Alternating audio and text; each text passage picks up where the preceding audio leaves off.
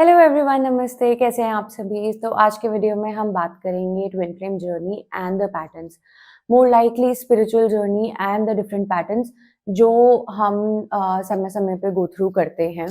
क्योंकि जब हम एक स्पिरिचुअल जर्नी पे आते हैं, ये एक बहुत कॉमन चीज़ है कि हमें अपनी पास्ट लाइफ के डाउनलोड्स होते हैं, या जब हम अपने इनर वर्क में डीप जाते हैं, कितनी बार हमें कुछ ऐसी चीज़ें सामने आएंगी जो कि हमें इस लाइफ से बिल्कुल रेजोनेट नहीं करती कि ऐसा कुछ हमारे साथ हुआ है, बट हमारे पास्ट लाइफ से वो 100% मैच करती है। हमें लगता है कि अच्छा, ये हमारे साथ हुआ है, कुछ चीज़ें ऐसी हुई हैं जो हमने अपनी प्रीवियस लाइफ टाइम्स में एक्सपीरियंस करी हैं। तो क्या ये ज़रूरी है कि हम हर एक पास्ट लाइफ रिग्रेशन थेरेपी या फिर आकाशिक रीडिंग को गो थ्रू करें या उनको साइन अप करें ताकि हम इन पैटर्न्स को क्लियर कर सकें? तो उनकी डेफिनेटली 100% नीड नहीं होती है, क्योंकि जो हम मोडालिटी यूज़ करते हैं, जो हम हीलिंग टूल यूज़ करते हैं, which is the mirror exercise, वो आपको हेल्प करता है उन सारे पैटर्न्स को ब्रेक करने में। अब इसमें आपको अपने पास्ट लाइफ में जाने की कोई बहुत ज़्यादा ज़रूरत नहीं पड़ती है, क्योंकि अगर आपको कोई इन्फॉर्मेशन दी जा रही है तो उसका कोई डेफिनेटली सिग्निफिकेंट यूजेज है, बट आपको बहुत ज़्यादा उसको डेप्थ में जाने की ज़रूरत बहुत ज़्यादा नहीं है। लेट्स से कि कुछ लोगों का पैटर्न है fear of death, which is like जो कि बहुत कॉमन एक फियर है, एक पैटर्न है हमारे ट्विन फ्लेम जर्नी में। लाइक अगर मैं अपनी बात करूँ तो जब मुझे पता चला था कि मैं ट्विन फ्लेम जर्नी में हूँ, उससे भी बहुत टाइम पहले से मुझे ये इंट्यूशन था कि मुझे पास्ट लाइफ रिग्रेशन थेरेपी करना है, क्योंकि मेरे को जर्नी की एक्सेप्टेंस नहीं आ पा रही थी। मेरे सामने हर जगह twin flame twin flame twin flame twin flame था, बट मैं उस जर्नी की एक्सेप्टेंस में नहीं आ पा रही थी। तो मैं दूसरे स्पिरिचुअल पाथ पे थी जहाँ पे मैंने पास्ट लाइफ रिग्रेशन थेरेपी किया, जिसमें मुझे एक बहुत कॉमन पैटर्न दिखा अपना, जो कि मेरा सबसे बड़ा पैटर्न था उस टाइम का, fear of death in my union. कि अगर हम यूनियन में आ जाते हैं तो या तो मैं या मेरे पार्टनर की या मेरे ट्विन फ्लेम की अर्ली डेथ हो जाएगी, जिस वजह से हम लोगों ने कहीं ना कहीं ये चॉइस ली थी कि अम, कि हमें यूनियन में आना ही नहीं है, हम दूर से ही खुश हैं, एक दूसरे को दूर से ही ब्लेस करके खुश रह लेते हैं। तो लेकिन इस चॉइस को मैं काफ़ी टाइम तक होल्ड करके बैठी रही, क्योंकि जब समझ में आया कि मैं ट्विन फ्लेम जर्नी में हूँ। हाँ बच्चे, मैं ट्विन फ्लेम जर्नी में हूँ और मेरे को मेरा यूनियन मेरा पाथ है, मेरा हार्मोनियस यूनियन मेरा पाथ है, मेरे पर्पस को भी फुलफिल कंप्लीटली करने के लिए।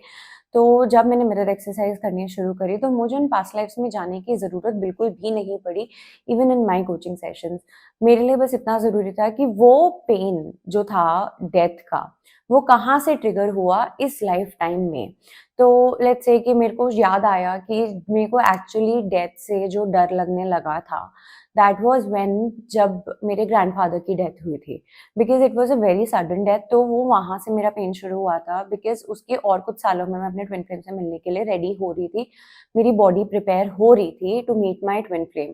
तो मुझे बहुत ज़्यादा पेन वहाँ फील होना शुरू हुआ। उसके बाद थोड़ा मुझे एंग्जाइटी फील होनी शुरू हुई, या मैं किसी की भी डेथ न्यूज़ सुनती थी तो मुझे बहुत ज़्यादा पैनिक अटैक्स की सिचुएशन वहाँ से शुरू हुई। उसके बाद जब मैं अपने ट्विन फ्लेम से मिली तो कुछ ऐसे इंसिडेंट्स हुए जहाँ पे 1-2 बार जहाँ पे मुझे वो डेथ दोबारा ट्रिगर हो रहा था।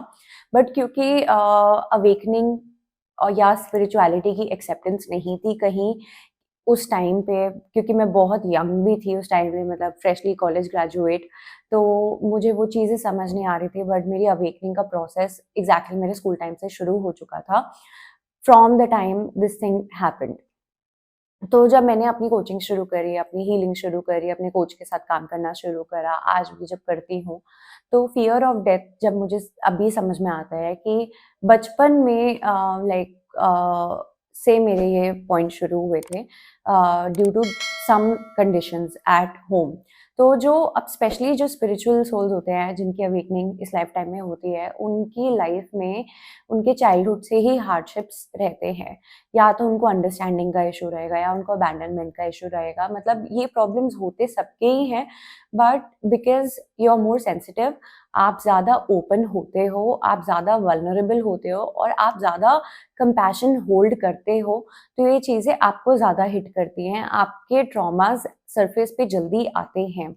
क्योंकि आप इससे बहुत लंबे टाइम तक नंबर आउट नहीं कर सकते हो, क्योंकि आपको अपने पर्पस और अपने पाथ पे आगे तो बढ़ना ही है।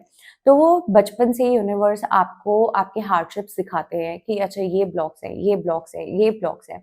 तो जब आप अपनी हीलिंग शुरू करते हैं, आप इनर वर्क से हील करना शुरू करते हैं, तो लेट्स से अब मैंने अपना आपको एग्जांपल बताया कि फियर ऑफ डेथ मेरा सबसे बड़ा पैटर्न था, सबसे बड़ा लेयर था जो मैंने फर्स्ट अपने यूनियन में हील किया था। तो उसके लिए मुझे पास्ट लाइफ से उसको बार-बार हील करने की ज़रूरत नहीं थी।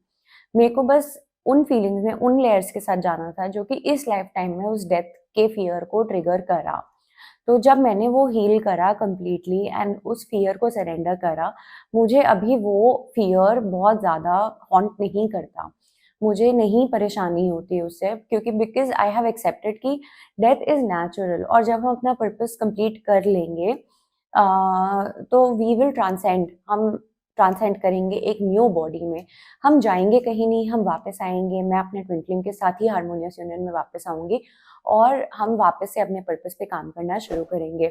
तो डेथ की साइकिल जो होती है वो यही होती है कि बॉडी हमारी ओल्ड होती है, हमें न्यू सपोर्ट चाहिए होता है, तो हम एक न्यू बॉडी में आते हैं, हमें न्यू लेसन्स चाहिए होता है, हम न्यू बॉडी में आते हैं।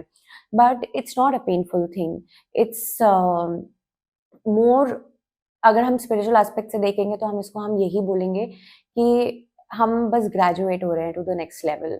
तो वो जब मैंने ट्विन फ्लेम असेंशन स्कूल के क्लासेस देखनी भी शुरू करे, और वहाँ पे जेफ एंड शीलिया जो हमारे गुरुज हैं, उन्होंने अपने एक्सपीरियंस शेयर करे कि उनको भी ये शीलिया ने प्रिसाइजली शेयर किया था कि उनको भी ये फियर था अराउंड डेथ, और उन्होंने उसको कैसे हील किया। तो उन क्लासेस से भी बहुत हेल्प हुई, और मैंने जब वो हील किया तो अभी वो इश्यूज नहीं आते हैं। सो वो patterns, again coming to the point, कि वो पैटर्न्स आप इस लाइफ टाइम में ही हील कर सकते हो जहाँ से वो शुरू हुए। अनदर एग्जाम्पल अगर मैं समझाऊँ, तो कुछ लोगों के घर में बहुत ही ज़्यादा डोमेस्टिक अब्यूज़ या वायलेंस का केस रहता है। तो हो सकता है आप पास्ट लाइफ से लेकर आ रहे हो, या पास्ट लाइफ में कोई से पैटर्न से आप वायलेंट थे, या आपके साथ वायलेंस हुआ हो, और आपने इस लाइफ टाइम में भी अट्रैक्ट किया।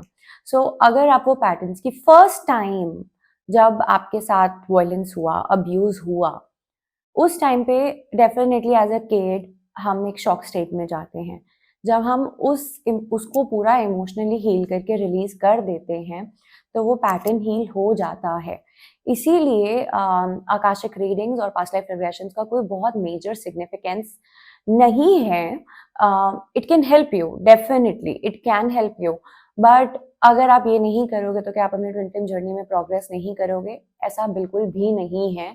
और इन फैक्ट इवन टीचिंग से कि हमें बहुत ज़्यादा पास्ट में रहने की ज़रूरत नहीं है, क्योंकि मिरर एक्सरसाइज आपको आपके प्रेजेंट में लेकर आती है।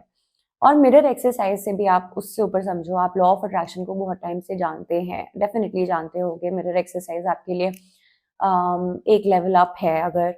तो लॉ ऑफ अट्रैक्शन में भी अगर हम यही सीखते हैं कि अगर हम कोई चीज़ मेजरली अट्रैक्ट कर रहे हैं, तो हम प्रेजेंट में उसको अट्रैक्ट करते हैं। लाइक अगर मुझे 1 करोड़ रुपए चाहिए, तो मैं फ्यूचर में नहीं बोलूँगी कि मेरे पास 2028 तक 1 करोड़ रुपए होंगे। मेरे पास 1 करोड़ रुपए अभी हैं।